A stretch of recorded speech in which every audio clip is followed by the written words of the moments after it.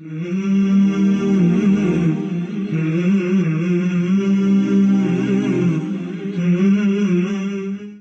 words cause most relationships to break. What do you do to the raw meat or vegetables that you buy from your local supermarket? Do you consume it directly, or do you prepare it first by cleaning it and using various sauces, dressings, or spices to suit your taste? A vast majority of relationships can be saved by focusing on communication. There's a lot of advice out there on how to communicate positively and assertively. But when it comes to listening or receiving comments or feedback from a bad communicator who we care about, just like how you would prepare food according to your taste, you have to intercept their words and then massage them to suit your taste. It is the massaged and edited version of the comments that you would then feed your heart. Doing this will help you to be in a much better and calmer state to handle the feedback and coach others on how to communicate more effectively. Tune into this week's episode where we will share techniques on how to add an interception, massaging, topping, or sweetening layer between your ears and heart. We will also share tips on how to give better feedback and then conclude with one common misconception around fate and divine decree. You're not a good mother. You never wanted to marry me. You love your wife more than us. Why don't you live with your parents? Why don't you live with your friends? You can never learn. You're never home. You never help me. You don't know how to communicate. You never cook for me. You never help out with kids and so on. These are some of the common complaints that we hear during relationship coaching. Before going into how the person saying these words could have acted more responsibly and how they could have acted and used the words for their own benefit, let's take a look at what the receiver can do. Firstly, realize that many times what people say is not just. It is dependent on their emotions, stress level, personal upbringing, influence from Satan, and so on. Just like how you would prepare food items by cleaning them, dressing them, and feeding your body after you have dressed and topped them, you can intercept and prepare the words before letting them hit your heart and play with your emotions. It takes effort and conditioning, but it is possible and much more important than preparing your food. Whenever processing a feedback, consider if you can fit in the following phrases somewhere in the feedback. I feel like. It feels like. Did you mean to say? Would you explain why you did that or say that? It made me feel. Right? So the idea is, let's say if somebody is saying, you're not a good mother. Change that to the following. When you do something like that, it makes me feel you're not a good mother. Sometimes I feel you're not like a good mother. Right? So you can always massage and change their words to be more just and to be more appropriate and to make it related to the way that they feel rather than an absolute truth about yourself. Once again, take their words and make it sound to you in a way that explains and expresses the way that they feel and not an absolute truth about yourself. That is very, very important to do. Okay, so once you have done that, you have intercepted, massaged, and changed or added to their words, and then you will interpret them in your hearts, you will be much more calmer, you'll be much more able to handle the feedback and to respond accordingly. Now, as you come to the response state, consider these things. You can rephrase their feedback and share it with them. You mean that you feel such and such. Right? Or you can use that to coach them how they could have given their feedback.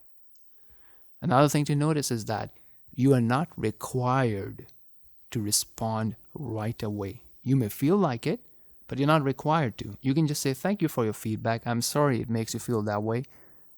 What can I do to make you feel better? Or you can say, you know what, this is not a good time to talk about this. Why don't we talk about this after dinner or after lunch tomorrow or after breakfast tomorrow? Change it, set up another time that you would address that, but maybe not at this time. Or it doesn't seem like we are in a good mood to discuss this. Can I do something else to make you feel better? And when you're ready to discuss that, you can ask them to clarify, hey, what makes you feel this way? What can I do better to make you feel better? Right? So for example, if it's an issue of the husband saying, I don't feel respected, you don't respect me, ask him, what are the 3 top things that make you feel disrespected? And he may say that, hey, you know what, you don't agree with me, or you argue with me. Then you can go into an example or understand how he would like you to express your disagreement. How would he like you to be assertive about your choices, and so on and so forth. Now, we're not saying that to remain in a toxic relationship and always change the way that people talk to you. That's not the topic of this episode.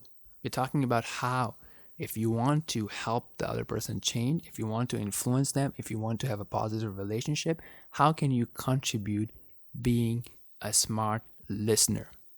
Now, on the other hand, look at how the creator, right? So when we talk about the creation, they can be unjust, they can use inappropriate words. But look at how Allah, the creator, and his messenger teach us.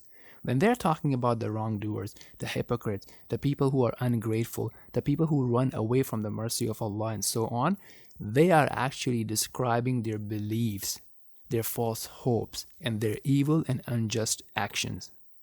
Right? So realize how we are hurt by people's comments and feedback and their perception and their feelings about us. Do we really care that much or more about how Allah think about us, or how Allah see us, or how we stand in front of Allah, or how we stand in front of the angels of Allah subhanahu wa ta'ala? Right? We can take a look at that by looking at our choice of words, our actions, our belief, how grateful we are, how patient we are, how obedient, how submissive, how reliant are we upon Allah. And that is much, much more important than worrying about how people feel about us. Right? So think about this, if we would do something or we would post something on social media and then we would get a humbling response from our family or co-workers or business partners or clients, how would we feel? But what do we think about the response of Allah from our actions?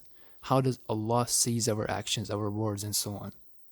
Let's really be concerned that how are we concerned about the Creator versus how we are concerned about the creation. Okay, now going back to the person who is speaking, the person who is giving the feedback. Look, regarding the choice of words, Allah subhanahu wa ta'ala, the one who has created us, the one who is completely knowledgeable about us and our emotions, look what he says in his book, the Quran. وَقُلْ لِعِبَادِي يَقُولُوا الَّتِي هِيَ أَحْسَنُ إِنَّ الشَّيْطَانَ يَنزَغُ بَيْنَهُمْ إِنَّ الشَّيْطَانَ كَانَ لِلْإِنسَانِ عَدُوًّا مُبِينًا. And tell my servants to say which is best. Indeed, Satan induces dissension among them. Indeed, Satan is ever to mankind a clear enemy. Right? So Allah subhanahu wa ta'ala is telling us, advising us, ordering us here to be careful about the choice of words. Right? Because Satan is going to take that as an opportunity and direct us or incite us to misinterpret the words. So when we are communicating our feelings to another person, remember these points. You always want to give them a positive identity. If you associate a negative identity such as you are a dishonest person, you are a liar, and so on and so forth, there's nothing to influence, right? So if you associate that they have positive attribute, they have a positive identity, if you say that I know you're a person of integrity, I know you're a person of honor, I know you love me, and I know you would do your best to help me understand and not hurt me. Can you explain what do you mean by saying this? Or can you explain this and that? Or do you know when you are always late, or when you're late, I feel I'm not important enough? Can you explain? Can you help me understand why you are late? Right? I've been noticing that for the last few times, whenever we had to do this, you were always late. Can we change the time of this activity? Can I set up a reminder for you on your phone, and so on and so forth? Right? That is totally different than you saying that, you know what? I don't think you love me. I don't think you care about me. You're always late. right? The next point is never associate a negative motive, such as you're always late because you don't care, right? And so on and so forth. So always give them a positive motive or ask for why something happens.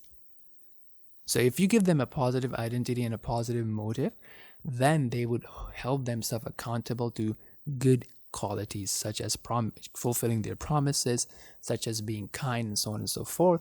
And if they're not doing that, that means there is some sort of a misunderstanding, and misunderstandings can be clarified. Now, for the last part of our episode, as we always do, we focus on spiritual mastery. We focus on strengthening our relationship with the Creator, the Lord. So now we have been talking about the power of dua in the past few episodes, which is to ask Allah for our needs, our wants, guidance, facilitation, empowerment, and so on and so forth. There's a common misconception from some people, and that comes from lack of understanding or lack of knowledge, that they are not seeing dua, which is a means for getting our goals, right? But it's a very unique type of mean because it is metaphysical, right? So there are physical means. So if you're thirsty, you're going to go and have a drink of water.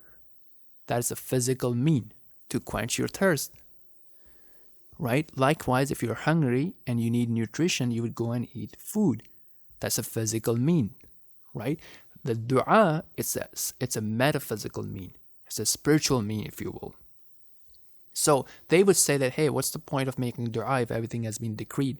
So just like things are decreed with their causes, with the asbab, with the means, right? So if you eat, then it's decreed for you that your hunger will be removed and that you will be provided nutrition. Likewise, other things can be associated and decreed with the mean of dua, with the cause of dua. So if you bring the causes, if you bring the means, the results would follow. And that does not go against destiny. So the point being that a smart person would realize that just like there are physical means, Allah has put in metaphysical means. From the metaphysical means, there is the concept and the act of asking Allah. There is the concept and the act of doing righteous deeds, doing deeds that are beloved to Allah, and so on and so forth.